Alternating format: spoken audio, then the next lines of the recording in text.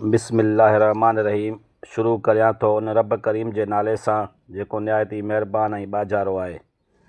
हिन दरसगाह जा मुहाफ़िज़ो, हिन पाक धरती जा मुहब्बे वतन वारिसो ऐं वतन जी सॾ ते लबैक चवंदड़ नौजवानो, अस्सलामु अलैकुम।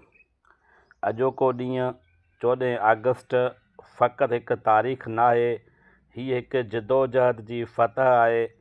ही नज़रे जी सरबुलंदी आहे ऐं उन सुजा क़ौमी जज़्बे जो अकास आहे जेको सिंध, पंजाब, बलोचिस्तान, ख़ैबर पख्तूनख्वा, गिलगित बाल्तिस्तान ऐं आज़ाद कश्मीर जे रत सां लिखियो वियो। 1947 ईस्वी में जॾहिं पाकिस्तान क़ाइमु थियो त इहा आज़ादी सिर्फ़ु सियासी न हुई, इहा आज़ादी हुई सोच जी, सुञाणप जी, पंहिंजे तक़दीर पाण लिखण जे हक़ जी। क़ाइद आज़म मोहम्मद अली जिन्नाह जे क़ियादत में सॼे बरसगीर जे मुस्लमाननि ख़्वाबु ॾिठो, हिकु अहिड़ो वतन जिते इंसाफ़, बराबरी ऐं ईमानदारीअ सां क़ौमूं आज़ादी सां रही सघनि। उन ख़्वाब में लाहौर जी करारदाद, बंगाल जी आवाज़, सरहद जी जिदोजहद, बलोचिस्तान जी अज़म ऐं सिंध जी हिमायत शामिल हुई।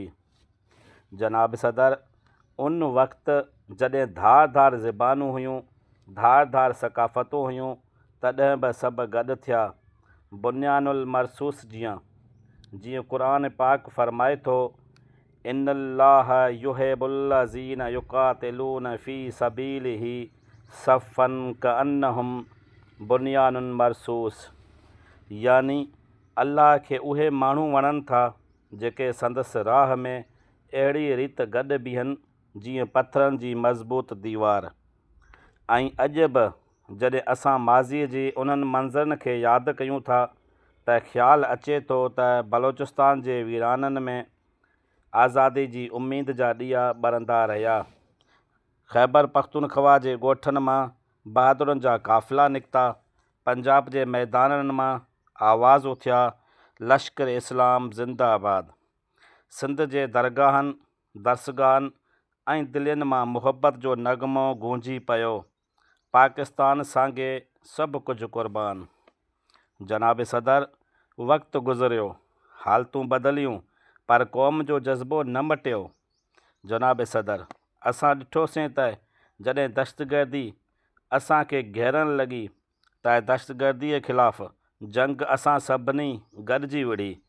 पाक फ़ौज, पुलिस ऐं आम शहरी सभु गॾु बीठा, चाहे उहो ख़ैबर जो सिपाही हुजे या लोरा लाई जो फ़र्ज़ंद, सवात जो शहज़ादो हुजे या दादूअ जो जवान। ऑपरेशन ज़र्ब अज़ब जे ज़रिए असां दुनिया खे ॾेखारे छॾियो त पाकिस्तान विढ़ी बि सघे थो ऐं बचाए बि सघे थो। जनाब सदर, कोरोना जी वबा दौरान जॾहिं दुनिया जा ताक़तवर मुल्क लुॾी पिया, तॾहिं पाकिस्तान पंहिंजी ज़हानत ऐं क़ौमी जज़्बे सां गिलगित जे नौजवाननि, कराचीअ जे डॉक्टरनि, पेशावर जे नर्सनि ऐं लाहौर जे रज़ाकारनि जी मदद सां वबाउनि जो मुक़ाबिलो कयो। जेका क़ौम थी पथरनि जी दीवार, जेका क़ौम थी पथरनि जी दीवार सां विढ़ी सच लाइ थी क़ुर्बान निगार। बलोच, पठान, सिंधी, पंजाबी, बलोच, पठान, सिंधी, पंजाबी हिक ॿिए लाइ बणिजी विया साथी।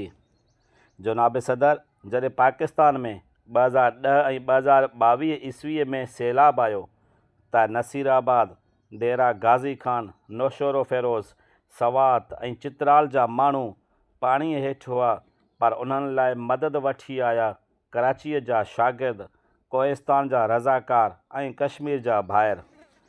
जॾहिं दुश्मननि हवा में हमिलो कयो त बलोचिस्तान मां उॾाम कंदड़ पायलट दुश्मन जो जहाज़ किरायो ऐं पोइ क़ाइद आज़म जो नज़रियो ॿीहर जहिड़ो थियो, अमन चाहियूं था पर कमज़ोर न आहियूं। जनाब सदर, ज़बानूं धार पर दिलि गॾियल, रंग धार पर रत साॻियो। पाकिस्तान असांजो शान आहे ऐं असां पाकिस्तान जा मुहाफ़िज़। जीअंदासीं त वतन लाइ, जीअंदासीं त वतन लाइ, मरंदासीं त बि वतन लाइ। अॼु अज़म जो ॾींहुं आहे, सिर्फ़ु जश्न न, क़ुर्बानी बि। पाकिस्तान ज़िंदाबाद। 14 अगस्त मुबारक हुजे।